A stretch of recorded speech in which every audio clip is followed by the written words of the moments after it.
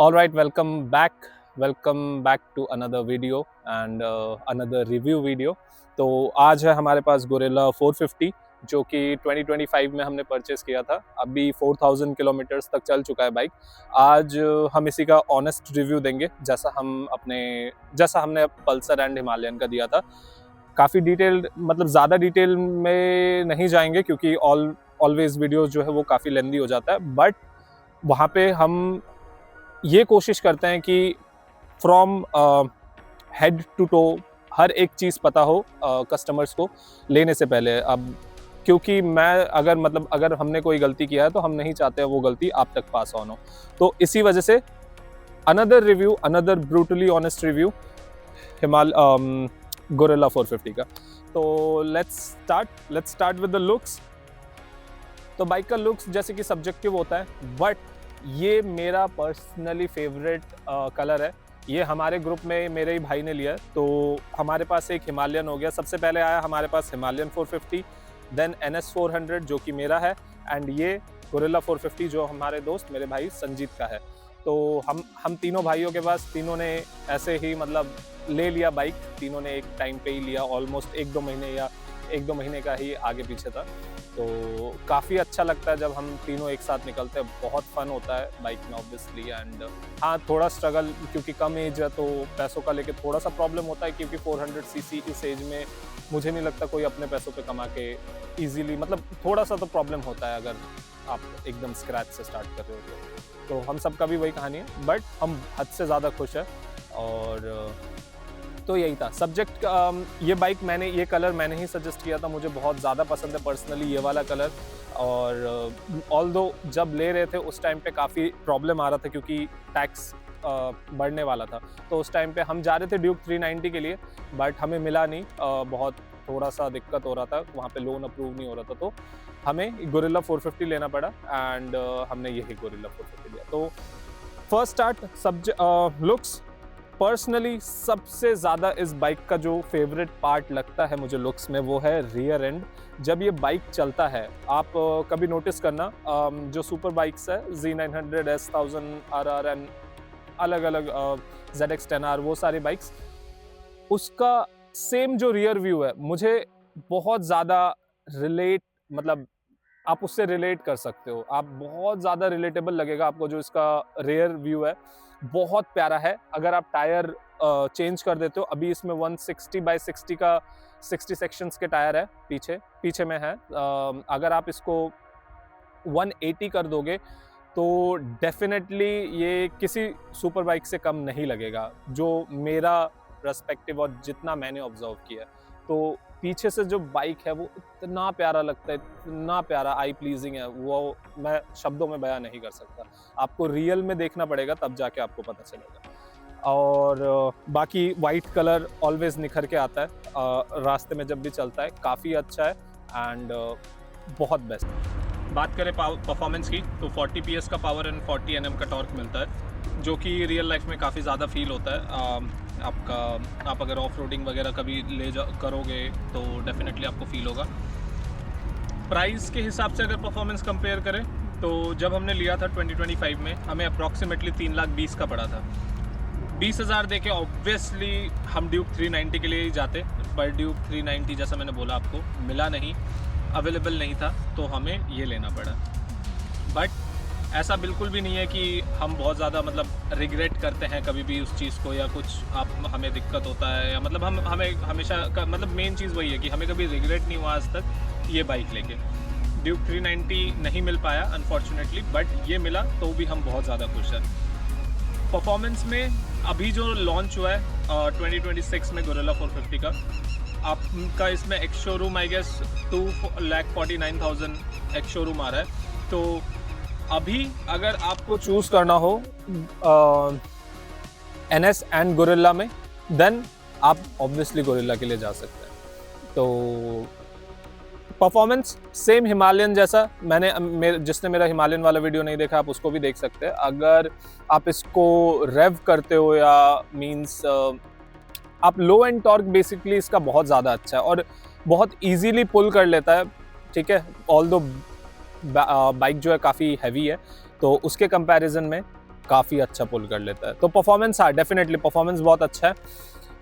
Main reason मैं क्यों बोलूँगा NS छोड़ के गोरिल्ला लेने के लिए, वो है क्वालिटी के वजह से। क्वालिटी पे मुझे अभी तक कोई कॉम्प्रोमाइज़ेज़ नहीं लगा ये 2025 वाले गोरिल्ला में। 2026 वाले गोरिल्ला का मैंने अभी तक देखा नहीं है, तो मैं कुछ कह नहीं सकता। But I am damn sure कि उसमें ज़्यादा मतलब ऐसे क्वालिटी कॉम्प्रोमाइज़ेज़ नहीं होंगे। रॉयल एनफील्ड की सर्विस की बात करें एंड परफॉर्मेंस में, जैसा मैंने मतलब परफॉर्मेंस का मैं और थोड़ा सा बता देता हूँ कि अगर आप NS एंड इसको साथ में लेके चलते हैं तो बहुत टक्कर का मुकाबला होता है, बहुत ज़्यादा टक्कर का मुकाबला।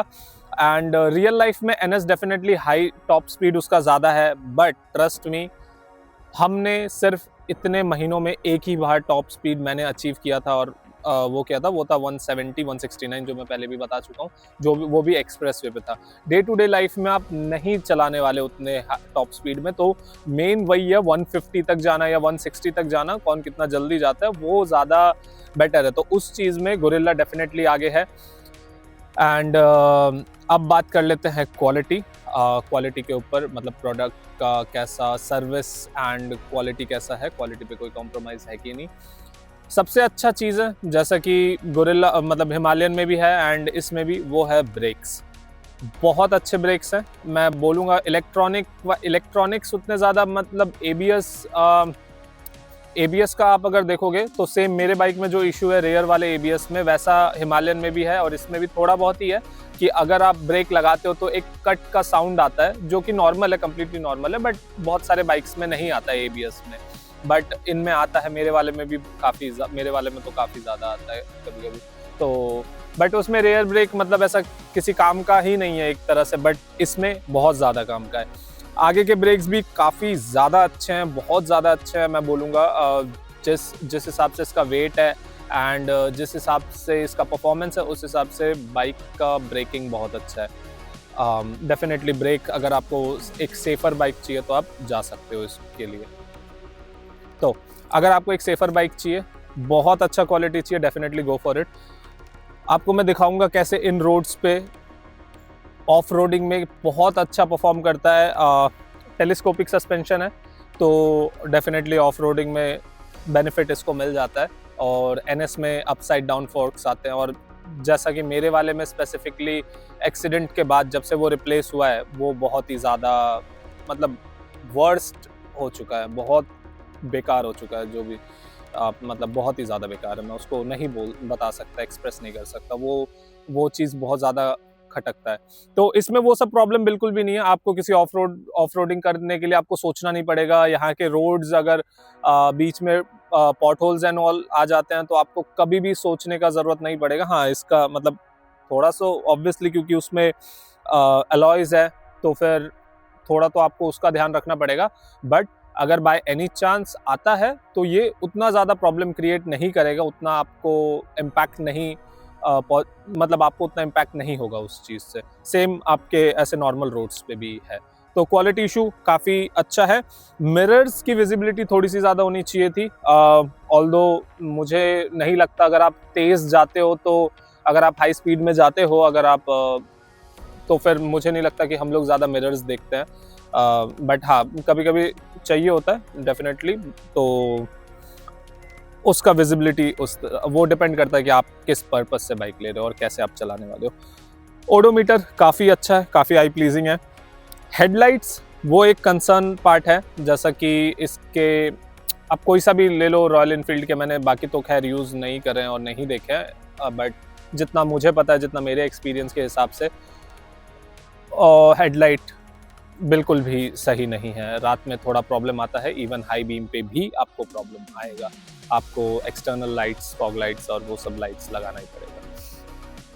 परफॉर्मेंस टॉप नॉच है। अगर परफॉर्मेंस के लिए अगेन अगर कंपैरिजन करें NS एंड इसका, अभी के हिसाब से बहुत मतलब आप स्मार्टली डिसीजन ले सकते हो इसको लेके, क्योंकि ये डेफिनेटली आपको क्वालिटी अच्छा मिलेगा, सेफर बाइक है एंड काफ़ी ज़्यादा आप कह सकते हो काफ़ी अच्छा एंड प्रैक्टिकल बाइक है। आप day to day daily use भी कर सकते हो एंड आप इसको संडे राइड्स पे भी लेके जा सकते हो। बहुत अच्छा तो आपको रिजल्ट देगा।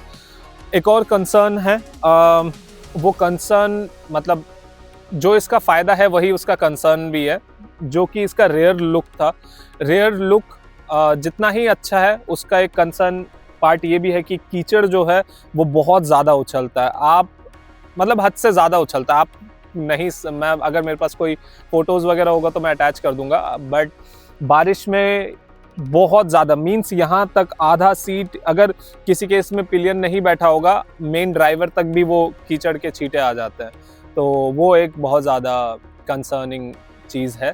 अगर आपके एरिया में ऐसा कीचड़ वाला मतलब ऐसा बारिश ज़्यादा होता है और अगर कीचड़ का प्रॉब्लम है, तो मैं नहीं सजेस्ट करूँगा ये बाइक लेने के लिए, क्योंकि डे टू डे आप जब भी निकलोगे आपको वो प्रॉब्लम देगा, ऑब्वियसली प्रॉब्लम देगा।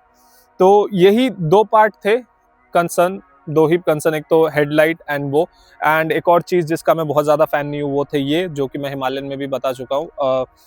इसमें जब आप ड्यूल इंडिकेटर ऑन कर देते हो तो जब आप ब्रेक लगाओगे तो वो रेड वाला लाइट जलता है कि कब जलता है नहीं जलता वो नहीं अंदाज़ा लग पाता।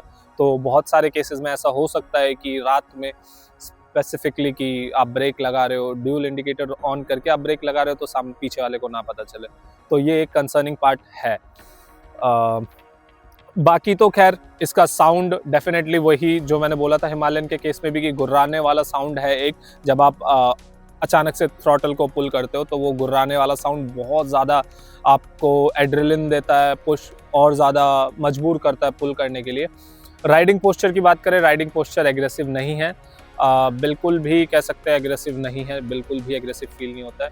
हैंडलिंग की बात करें, बहुत ज़्यादा अच्छा हैंडलिंग है, कॉन्फिडेंस मिलता है आपको हैंडलिंग में, और आपका रियल जो मैं कितना भी वीडियो बना लूँ एंड कितना भी बोल लूँ, रियल एक्सपीरियंस तो आपको बाइक चलाने के बाद ही पता चलेगा। मैं हर बार गलती करता हूँ कि मैं जहाँ पे कॉन्फिडेंस लैक होने की वजह से मैं कभी टेस्ट ड्राइव नहीं मांगता था और कभी नहीं टेस्ट ड्राइव करके बाइक लिया। तो बट आप लोग वो गलती कभी ना करें, हमेशा बाइक को ड्राइव करें। आपको अगर वो चीज़ मतलब अच्छे से ड्राइव करें एटलीस्ट 10-20 मिनट तक, उसके बाद ही आप फेयर डिसीजन लें, क्योंकि ये आपका एक तरह से लोग फ्रीक्वेंटली बाइक चेंज नहीं कर सकते। वो 15 इयर्स का टाइम पीरियड इसीलिए लोग देते हैं, मतलब इसीलिए मिलता है क्योंकि आप पैसा भी अमाउंट भी वैसा ही दे रहे हो, और ये लॉन्ग टर्म इन्वेस्टमेंट है किन्हीं का, मतलब मोस्टली लोगों का लॉन्ग टर्म इन्वेस्टमेंट है। तो यही सारी चीज़ें थी। अगेन अभी मैं बहुत ज़्यादा खुश हूँ कि न्यू जो गोरिल्ला है उसका प्राइस ड्रॉप हुआ है एंड उसका परफॉर्मेंस वैसा का वैसा है, तो मैं बहुत ज़्यादा खुश हूँ उसका। डेफिनेटली मैं ट्राई करूँगा कि अगर मैं एक वीडियो ला पाऊँ तो बहुत ज़्यादा अच्छा होगा, अगर नहीं ला पाया तो आई ट्राई कि कोई किसी और बाइक का ला पाऊँ। Last and most important thing, जो कि अब जब मैंने बाइक लिया और जब मैंने इतने प्रॉब्लम फेस करे, उसके बाद जो मोस्ट इम्पॉर्टेंट चीज़ जो मेरे लिए बन गया है वो है बाइक की सर्विस। जहाँ से भी आप बाइक लोगे पहले सर्विस सेंटर जाओ, 4 बंदे से पूछो, उसके बाद ही बाइक लो। प्लीज़ ट्रस्ट मी, वो सबसे ज़्यादा इम्पोर्टेंट चीज़ है। रॉयल एनफील्ड्स में कभी भी मैंने जैसा बोला था पहले भी, हिमालयन में भी जब हमने सर्विस कराया था, एक मतलब 2 घंटे में बाइक रेडी। हाँ, हमारा नंबर पहला था और पहला सर्विस या दूसरा सर्विस था, पहला था आई गेस। हाँ, तो बट स्टिल बहुत ज़्यादा प्रायोरिटी 1-1.5 घंटा या तो 2 घंटा max to max, bike ready and हमारा मतलब हो गया। मैं जस्ट सो के उठा, एक नैप लिया छोटा सा एंड देन देखा बाइक रेडी हो गया, अरिंदम ने करवा लिया था। तो सेम इसके लिए भी ऐसा ही है। सर्विस में कॉस्ट आपका एक ही बार सर्विस हुआ था एंड अप्रॉक्सीमेटली सिर्फ 1500 का खर्चा आया था। बाइक में कोई भी प्रॉब्लम होता है, अगर एक्सपीरियंस किसी भी चीज़ से जिससे एक्सपीरियंस हैम्पर होता है, राइडिंग एक्सपीरियंस, वो लोग खुद प्रोएक्टिवली बताते हैं, वो लोग खुद इन्वेस्टिगेट करके खुद ही प्रोएक्टिवली बताते हैं कि शायद ये प्रॉब्लम है, आप इसको चेंज कर लो। ऐसा मैं क्यों इसको हाईलाइट कर रहा हूँ, क्योंकि ये सब चीज़ें मुझे मेरे सर्विस सेंटर में तो कभी नहीं मिला, ना मैंने देखा, तो यही रीज़न है। तो फाइनल अगर मैं आप लोगों के जगह पे होता एंड अगर मुझे कोई डिसीजन लेना होता कि 2025 के हिसाब से गोरिल्ला, अब तो खैर 2025 नहीं है बट मैं उस टाइम का भी बोल रहा हूँ एंड देन 2026 का भी बोलूँगा। तो अगर 2025 में कुंतल डिसीजन लेता, अगर इस माइंडसेट के साथ, जो माइंडसेट अभी है मेरा, उस माइंडसेट के साथ, डेफिनेटली मैं ये बाइक तो नहीं लेता क्योंकि प्राइस की वजह से, वो एक मेन चीज़ है। मैं ऑब्वियसली ड्यूक 390 लेता क्योंकि मुझे और ज़्यादा परफॉर्मेंस चाहिए। अब वो 43, 41 आई गेस, या 42 या 43, 43 है I guess, I am not sure, या 40 जो भी था मेरे वाले का, पल्सर का। तो उसका पावर अब क्या है कि अब मुझे उतने परफॉर्मेंस की आदत हो गई है, अब मुझे उससे थोड़ा ज़्यादा परफॉर्मेंस वाला बाइक चाहिए। तो मैं ऑब्वियसली ड्यूक 390 लेता, एंड 2025 के, हाँ, ड्यूक 390 लेता। 3,20,000 में मैं इसको नहीं लेता। पर 2026 में मैं एक बार भी नहीं सोचता, ऑब्वियसली मैं इसके लिए जाता। मैं, क्योंकि जैसा मैंने पहले बोला, प्रैक्टिकली 170 किलोमीटर पर आवर नहीं जाएगा कोई। जाता है डे टू डे, डेली नहीं जाते अगर, और इंडिया में रोड्स वैसे है भी नहीं। अंटिल वो एक्सप्रेसवे है, मुझे नहीं लगता कि 170 टच कर सकते हैं हम 450 सीसी एंड 400 सीसी बाइक्स में इजीली, क्योंकि यहाँ के रोड्स उतने ज़्यादा सीधे है ही नहीं। और रोड्स मतलब आपको पता ही है, मुझे बोलने की ज़रूरत नहीं है। तो प्रैक्टिकली मैं डेफिनेटली इस बार जो भी गोरिल्ला में न्यू अपग्रेड्स आए हैं, प्राइस कट हुआ है, तो मैं उस हिसाब से आपका gorilla, I think 2,49,000 ex showroom है, तो 2,80,000 तक पड़ता। बट उसमें मुझे बहुत सारी चीज़ें मिलती, सर्विस मेरा हेडेक फ्री होता, सर्विस कॉस्ट कम आता है मेरे में। 3,000 रुपये सर्विस के लग जाते हैं हर एक सर्विस पे, ऑलमोस्ट 3,000, 2,500 इतना ही लगता है। तो और ऊपर से किच पिच पूरा दिन देना बहुत हेक्टिक हो जाता है मेरे लिए। तो डेफिनेटली मैं गोरिल्ला के लिए जाता। तो मैंने काफ़ी मतलब मे बी कुछ पॉइंट्स मैंने मिस कर दिए होंगे। मैं आपको 2-4 क्लिप्स मैं अभी ऐड कर दूंगा, जिसमें आपको दिखा दूंगा कि ऑफ रोडिंग में मतलब NS को जहाँ पे रुकना पड़ जाता है रास्ते में, वहीं पे गोरिल्ला को एक बार भी सोचना नहीं पड़ता। तो बस इतना ही था। आप अगर इंटरेस्टेड हो तो इस बाइक का 0 to 100 या फिर आप ड्रैग रेस का वीडियो भी देख सकते हो, आपको वीडियो चैनल पे मिल जाएगा। And that's it for today. आज के लिए इतना ही था। आप बस आगे के कुछ क्लिप्स को एंजॉय करो, एंड मिलते हैं अगले वीडियो में। ऑलराइट गाइस, तो ये रहा हमारे गोरिल्ला 450 का कंसोल, एंड 4,047 किलोमीटर चल चुका है। माइलेज जो है वो 23.3 kmpl का है। ऑल्दो ये आपका मतलब मुझे ऐसा पर्सनली फील होता है कि मेरा बाइक ज़्यादा माइलेज आता है, ये थोड़ा सा कम, उसके मुकाबले हल्का सा कम। एंड आपको पता ही है, ट्रायम्फ के हो गए 400 सीसीज़ या कोई से भी हो गए 400 सीसीज़, माइलेज इतना ही दे रहा है, पता नहीं क्यों। या फिर ये देखो, जैसे कि ये सब ऑफ रोड है, ठीक है। मैं जिस पॉइंट पर बोल रहा था मैं, तो ये सब ऑफ रोड पे मैं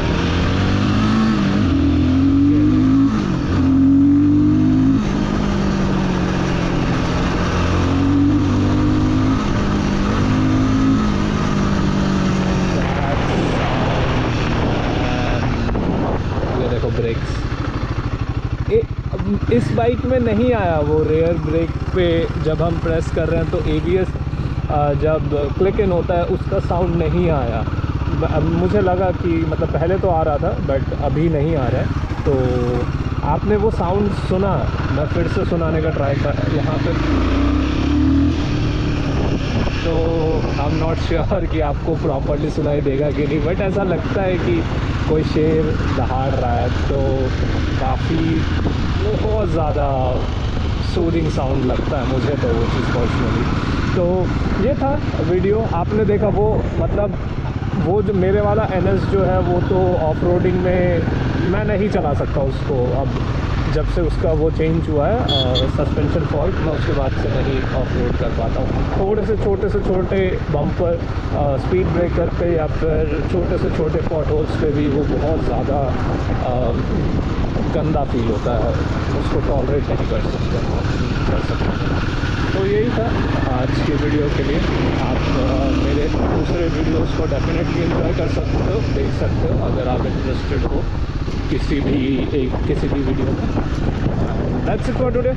अगेन मिलते हैं नेक्स्ट वीडियो में।